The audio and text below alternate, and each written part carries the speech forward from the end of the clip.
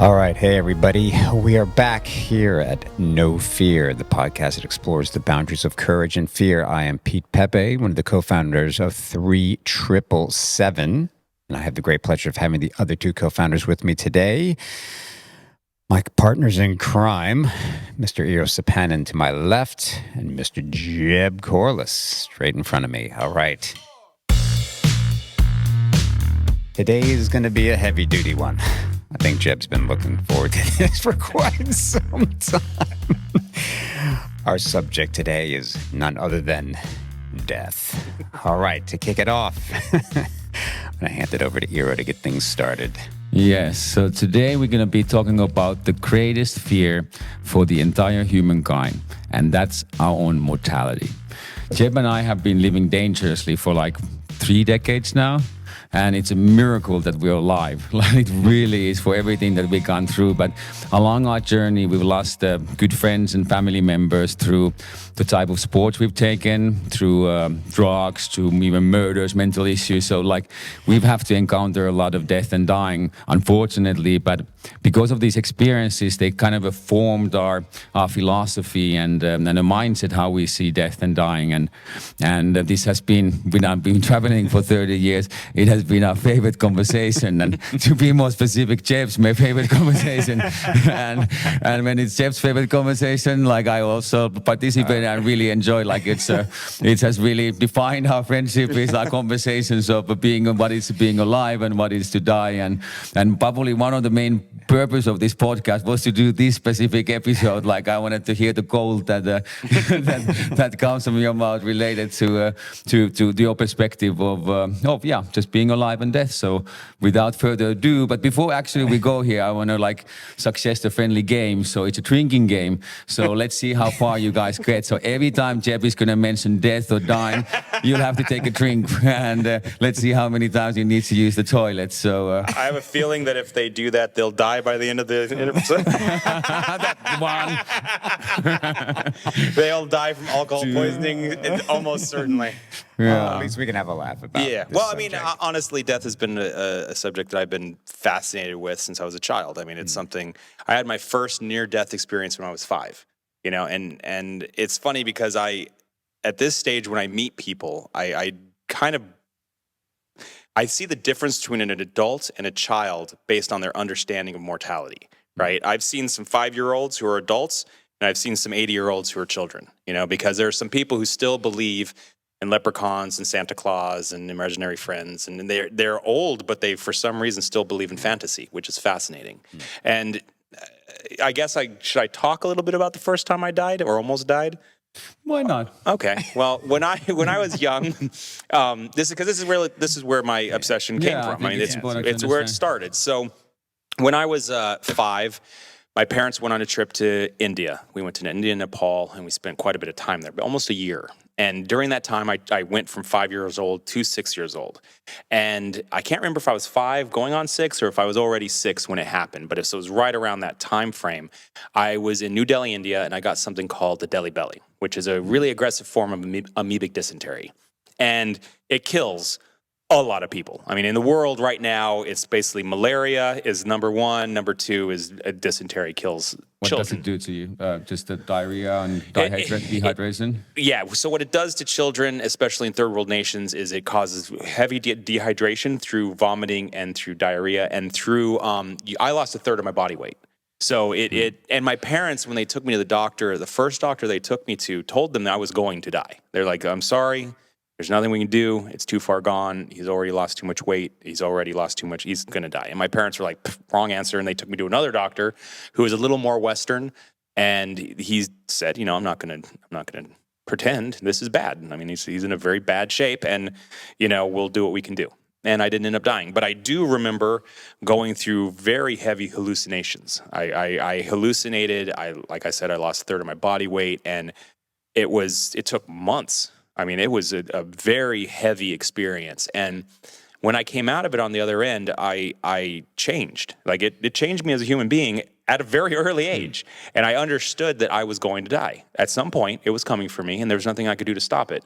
And that was where the beginning of the obsession with this, my mortality kind of came from. And that's when I started catching rattlesnakes and started doing really kind of wild shit from a very early age. Like I started diving with sharks when I was 16.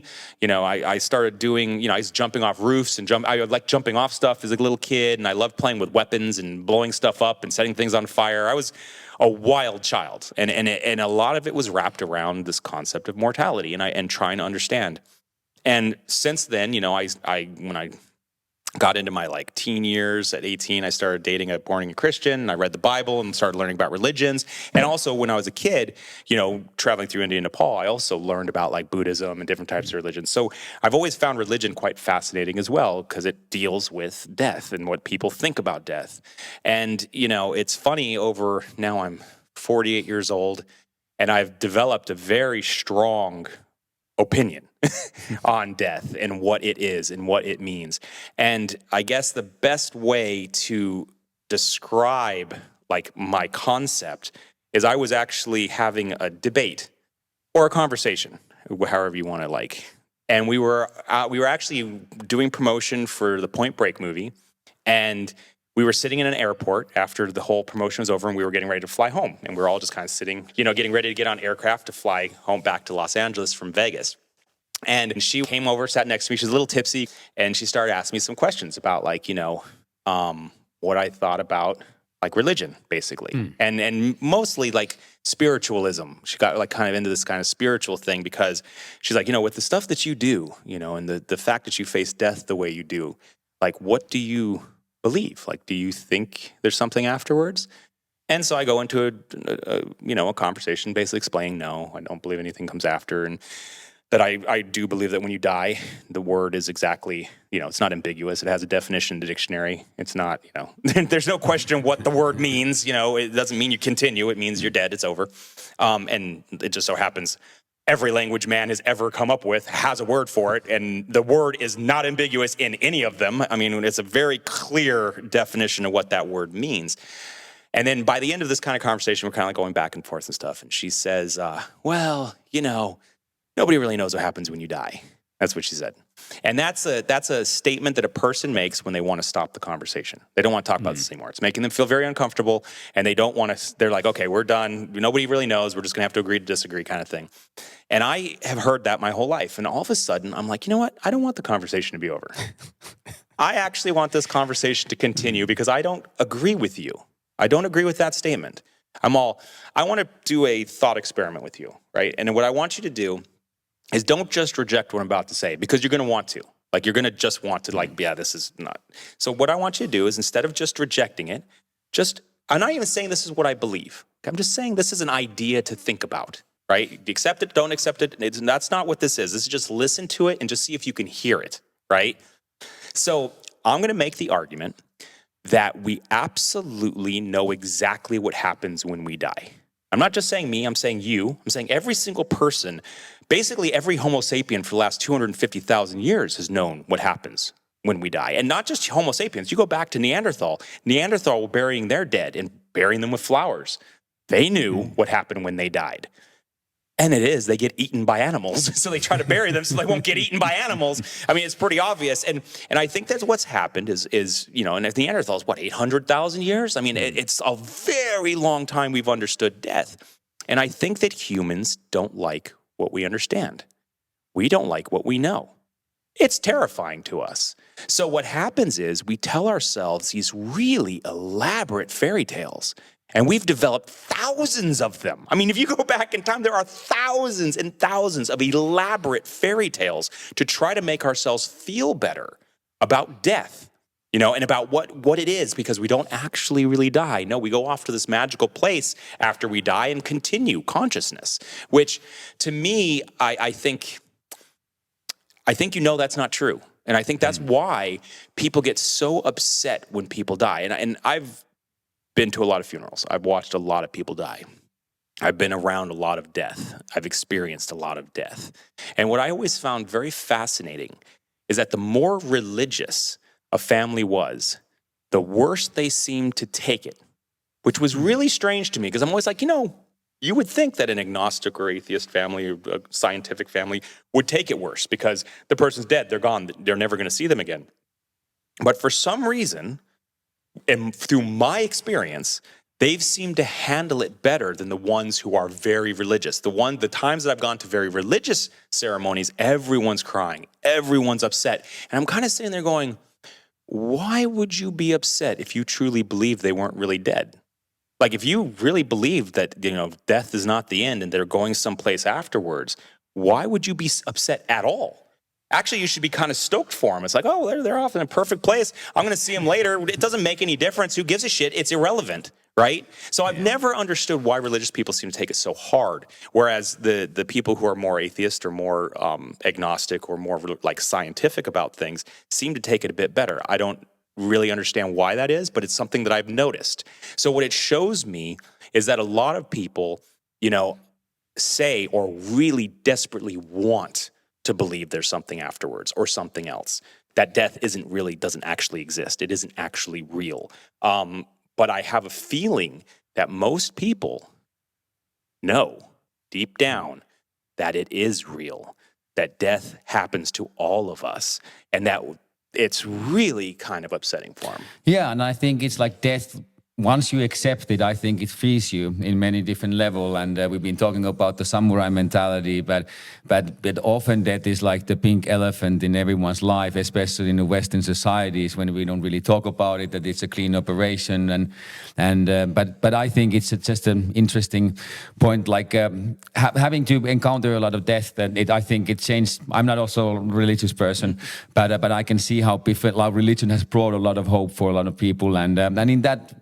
I never want to crush anyone's belief system if they believe that there is a religion. Like, we can question whether it makes sense, and like, I think we do another podcast solely on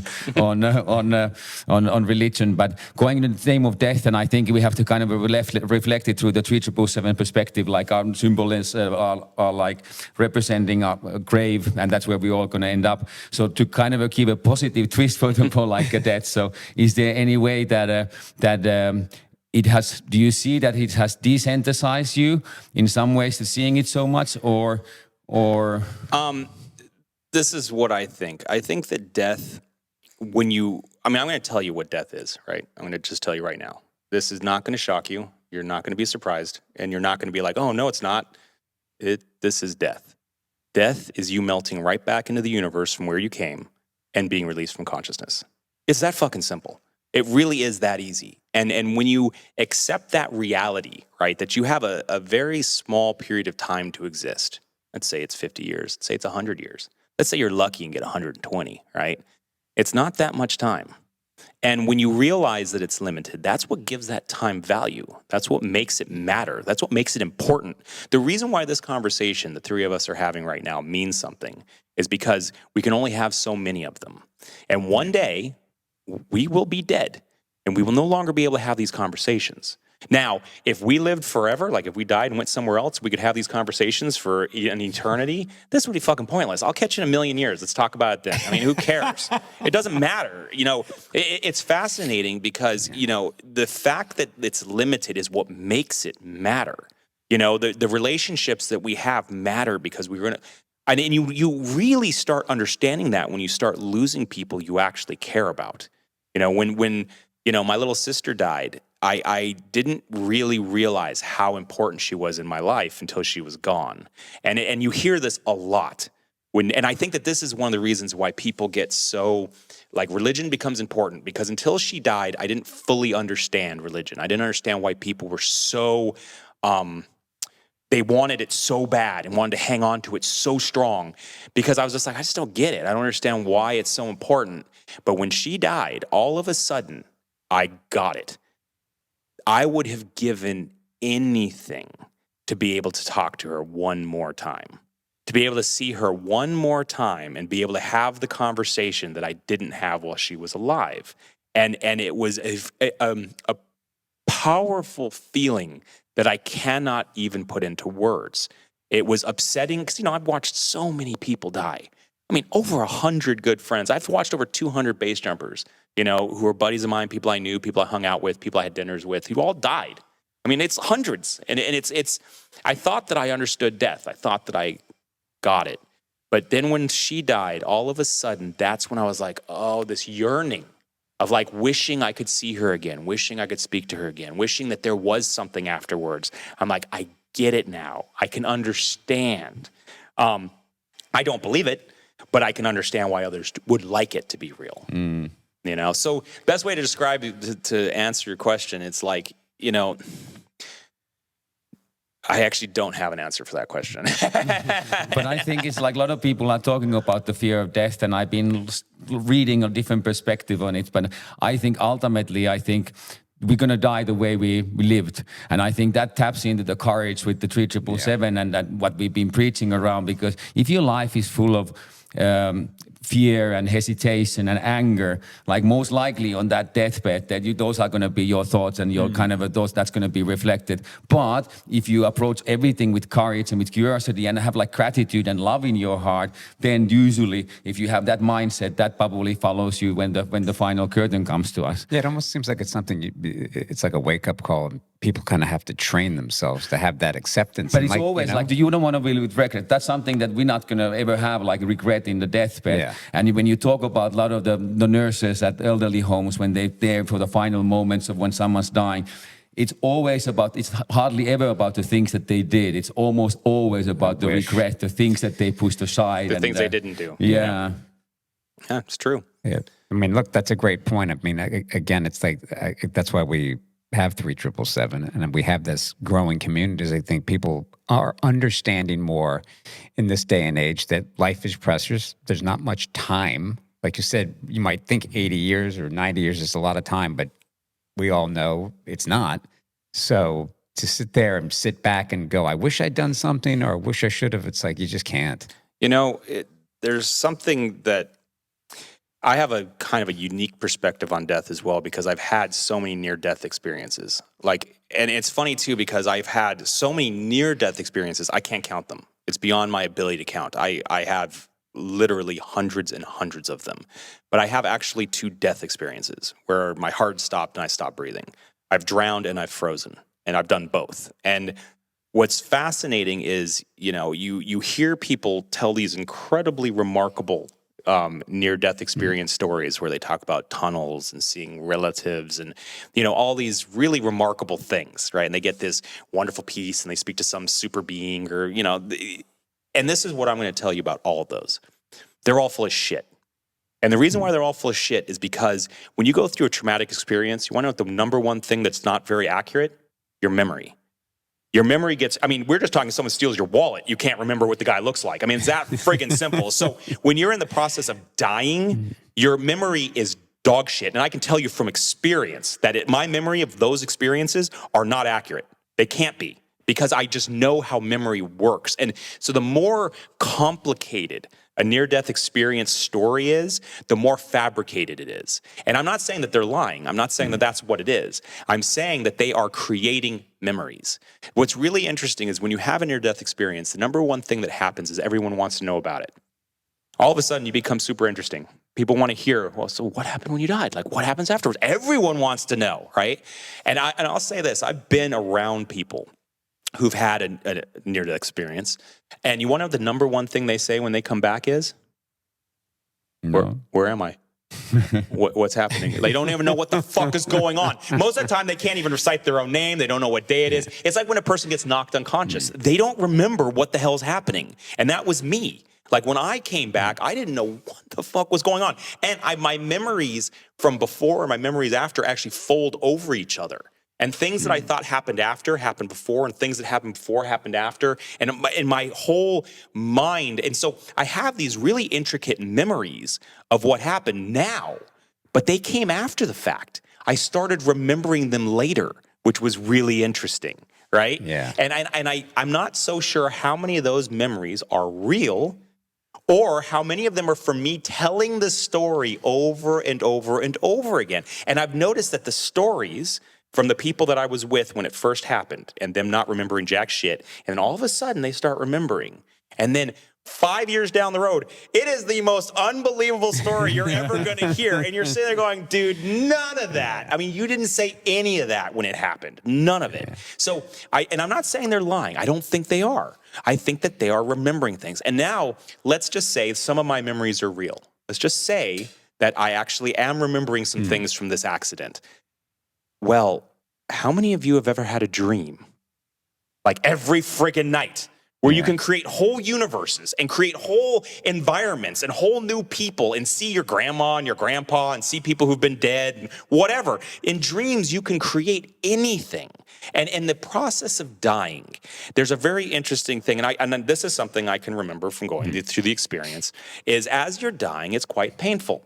Both my times were. Drowning was painful, and freezing was actually quite painful too. What people say when you drown, like, is it, because then they say that's probably the least painful way to go. Once you start breathing in and out, then it kind of a doze off. Do you remember, or? It was quite painful leading up to that. So yes, the same thing with freezing. Freezing was very painful in the beginning, but then you go numb. Right, so let's just go with the freezing one. I was 10 years old, fell through ice. My friends had to carry me, drag me almost 3 miles back to my house. By the time I got there, I was purple and not breathing, and my heart wasn't going. As far as that's what I know from being told, right? Because I was gone. I don't remember any of that shit. I remember waking up, being dropped in what felt like boiling water. Turns out my parents had dropped me in cold water, and then they slowly started introducing warm water, and the shock of hitting the water, like, shocked me back into like existence, I guess.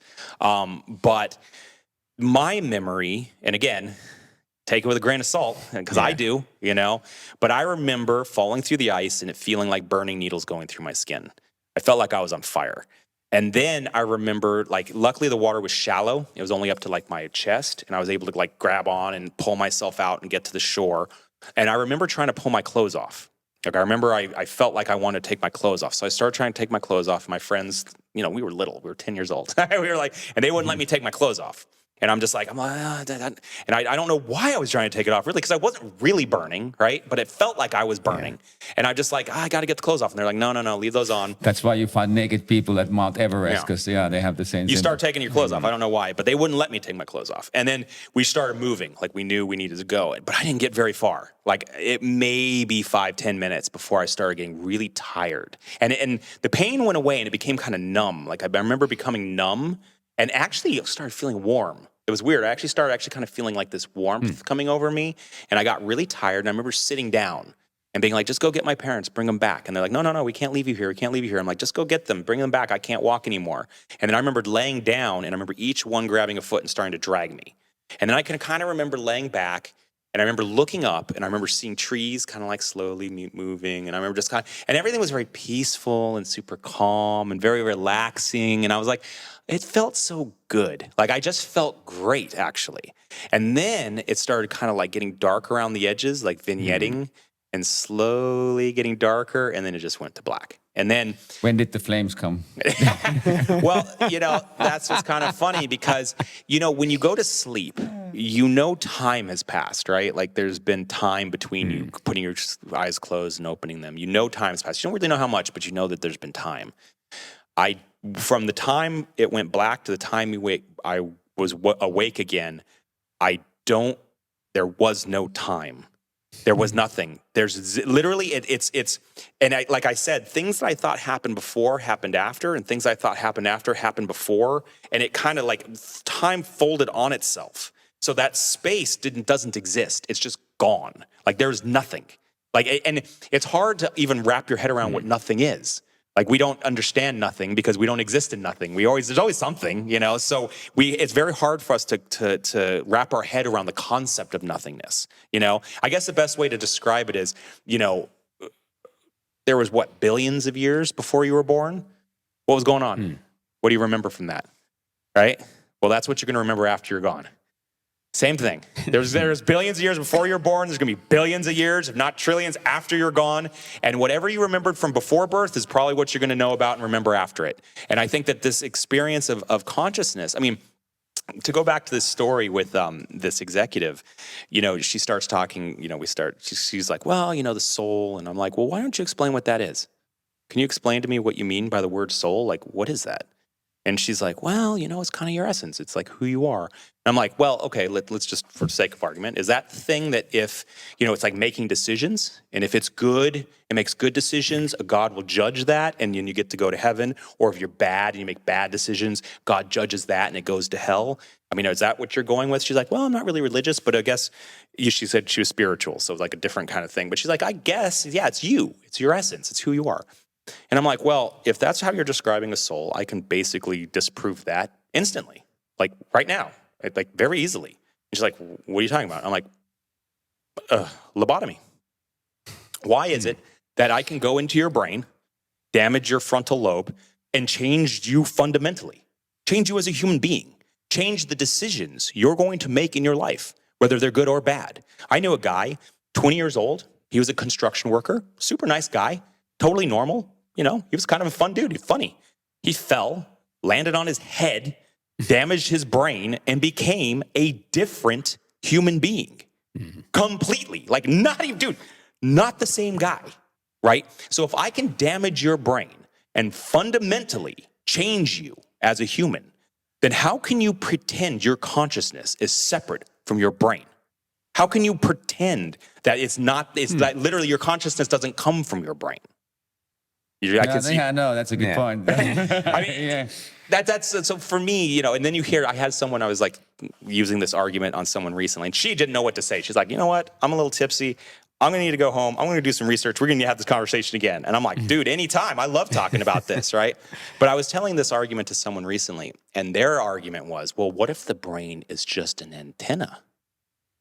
And this antenna is actually your consciousness is floating in the ether out there in the universe. And your antenna, when you damage that, then that's what's causing the difference in personality. And I'm like, okay, show me anything that supports that. Like if that were true, right? If your brain is just an antenna picking up a signal, show me the fucking signal, right?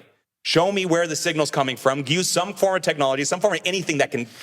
Yeah, that's my skeptic history coming. So if every time you make exceptional claims, you have to have exceptional evidence. Exactly. And I think in this case, there were not any. Well, no, that's the thing. People have a tendency to try to figure out ways to make it work so that their belief system or worldview doesn't get shooken. Like that they are able to, so they have to come up, they are working backwards from a problem, right? Okay, so the brain damage shows that a soul is basically nonsense, right? Your thoughts, your dreams, your process, your consciousness is the function of your brain. So that's millions of years of evolution using your senses to make sense of the world around you, the reality that exists outside of yourself. And the consciousness is the processor. It's processing all this information and keeping memories and making it all make sense so that you can make sense of the universe, right? Make sense of your existence, make sense of reality. That's what consciousness is. It's the function of the brain. The higher functions of your brain are consciousness, period. The end. It's super simple. So I start damaging those processes and I damage your ability to perceive reality. It's that simple. You can see it with people who take LSD or psychedelic drugs or drink alcohol or it affects the mind's ability to process information. I mean, it's so crystal clear obvious, right? But the problem is even though it's super crystal clear obvious, people don't want it to be because what that means then is that death is real. What that means then is that when they die, it's over. And they do not like that. So they will reject it like as hard as they can. And that's why throughout my life, having these conversations with people, you see people reject. That's why I say, just try to be open-minded. You don't have to believe it, but just be open-minded to think. Don't just reject instantly, I mean, I didn't just reject religion instantly. I read the Bible cover to cover, every word in it. I've studied religions throughout my entire life. I've traveled the world. I've hung out with Buddhist monks in Nepal, in literally the monkey temple. Like it's literally sitting there with them. I have spent time with religious people. I dated a born-again Christian for 4 years. I was around her and her family having these discussions nonstop. I mean, talking to all of her pastors. I mean, how'd those discussions go? Oh, they were so much fun. I mean, it's funny because I enjoy this conversation. Yeah. I think it's when you can get people to have a conversation and really talk about this. I like making people feel a little bit uncomfortable. And this is an uncomfortable topic. right? This is something that really frightens people, and it really upsets people, especially when you get into the religious aspect of it, depending on the religion, right? Some are a little more open, some are not, and I've noticed that the people who get the most aggressive, I think, are the ones who believe it the least, because they're the ones struggling. Let me put it this way. People can say anything they want to me about my belief system. It doesn't bother me at all. I don't care what they think I think, or if they believe me or agree with me. It's freaking irrelevant. I'm totally comfortable with my thought process. I'm comfortable with who I am and what I believe, and what I feel like I know. Because let's be honest here, the word know, all that means is I really, really, really, really believe it. That's all no means, right? It means I really, really, really, really believe it based on whatever you're going to put forward as your belief, right? So my beliefs I'm comfortable with. So if somebody challenges it, I don't get upset, ever. I never get upset. Yet when someone gets upset when you challenge their religious beliefs, what that tells me is you don't believe it. Interesting. You're not fully confident and comfortable in that belief system, because you can't take someone challenging you. You don't feel so confident and comfortable in it. And I've also noticed that, especially with born-again Christians, they're one of my most fun, because they're the most obviously nonsense ones. They contradict themselves so much, and the Bible is in a constant state of contradiction that you can so easily dismantle. And you can easily this is what you believe. This is what you believe. This is what you believe. So what about this? And you just see them break down. And it's, for me, very enjoyable. I get enormous amount. But again, it's fun. It's a fun subject. I like to watch people get uncomfortable. I like to make them think. And it's interesting to see, oh, you don't really believe what you say you do. That's fascinating to me, that you live your whole life based on this. And it's fascinating because your time is limited, and you're wasting so much of it on nonsense. And that's the thing. That's why I say, I've met 5-year-olds. I was one of them who understand death. And as far as I'm concerned, I was an adult at 5 years old. And I've met some 80-year-olds who still believe in leprechauns. And you're just like, dude, because let me put it this way. There is just as much evidence to support a leprechaun as there is any God. The end. That's the truth. There is no evidence to support either of them. And, if you're going to start building, let's be real here. This is what we know. Right? This is based on sight, smell, taste, hearing, our senses. This is what we know. With technology, we know this much. Right? That's kind of what we can talk about, right? You go that direction in infinite, you go that direction in infinite. That's what we don't know. But the second you start guessing outside of what we know, everything becomes as valid as everything else. Jesus becomes as valid as Muhammad, becomes as valid as Cthulhu, becomes as valid as Thor, becomes as valid as a leprechaun took a shit in a hat and that created the universe. They're all just as likely, right? Because it's people just pulling crap out of their ass and making it up. It's just made up shit. And what's fascinating is, they're like, that's not made up. It's written in a book. Written by people making shit up. Let's be serious. Fiction is fiction. And what really good fiction does is it takes real, historical events and peppers them into the nonsense to make it more believable. It's so obvious.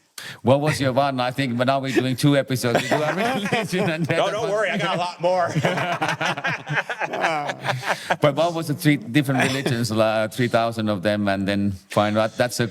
Well, Ricky Gervais actually said it, and it's a spectacular argument. And the argument is, there are over 3,000 religions that we know of, right?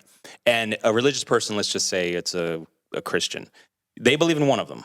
But they don't believe in 2,999. They can see how 2,999 religions are made up, nonsense, and wrong. Yet for some odd reason, they can't take that same skeptical eye about, let's just say, Muslims or Scientology or Cthulhu, right? Pick one of the thousands of them. They can have a skeptical eye and understand why those are all made up nonsense, but they can't take that same eye and look at their own. And that's the funny thing is when people say, they call me an atheist. I'm actually agnostic. I'm an agnostic atheist. That practically I don't believe in God, but I'm an agnostic, so I don't know. It's agnosticism based on knowledge. If all of a sudden somebody came to me with evidence that was irrefutable, that God existed, well, of course I'll believe it. I mean, I'm not a dumbass. I mean, you're going to believe reality when it's presented to you properly. You know? Then I have a book for you to read. Okay, I'll read it. I'll read it. But the point is, if you have refutable evidence that supports it, and it's like, you know, then of course, I mean, that's what makes me an agnostic. I think in a logical, scientific way. But what's fascinating is, people who basically have one religion and they don't believe the other 2,999, technically, they are atheists to 2,999 religions. Yeah. They only believe in the one, right? But they do not believe in any of the others. And all it takes to be an atheist is you don't believe in God. And there's 2,909 gods they don't believe in. So they're like 99.999% atheist, which is fascinating. They can't wrap their head around that concept. Wow. Well, yeah, I think this was our most controversial episode so far. I'm still thinking about it.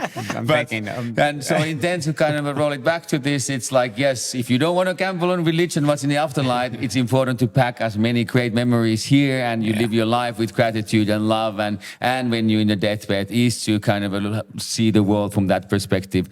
And then maybe there is. Well, look, I just want to say, you want to look back on your life and you want to live a life well lived. I mean, that's really what it comes down to. You want to try to have as many spectacular, happy, smiley moments as you can, and you want to try to minimize the sad, frowny, terrible ones. That's really, it's that simple. You just want to live a happy life. And all I can say is by being a good person and treating people right and loving the people that are in your life, that's how you do it, And you don't need you don't need fairies to understand how beautiful a garden is. You can understand how beautiful your life is just by accepting the reality of what it is and what you know. I mean, we know what happens when you die. I don't agree. I'd say as far as things being knowable, like you can know something, it's as knowable as anything can be. We have more evidence to support what death is than anything else in the world. Period. The end. There's a saying, there's two things in life, death and taxes. That's it, and that is accurate. Yeah. Well, look, if there is an afterlife, it'll just be a bonus. If you've lived a good life, you know what I mean? If you Yeah, so pack into this life with the fashion. Now it's just finding a way out. So subscribe us for even more controversial subjects. And we'll keep posting them. So here we go. Leave your comments. We'd like to hear your opinion and participate in the conversation that way. There will be a lot of them. Yeah, look, as Zero said, please subscribe to the 3777 for more chaos and comedy. And also head over to 3777.com to get our exclusive merchandise and to check everything out. Oh, you motherfucker. Well, that was a nice end. So. That's a way to end. We're a little fried, but everything else at 3777.com. All right, everybody, we appreciate you. Take care. Stay safe. God bless.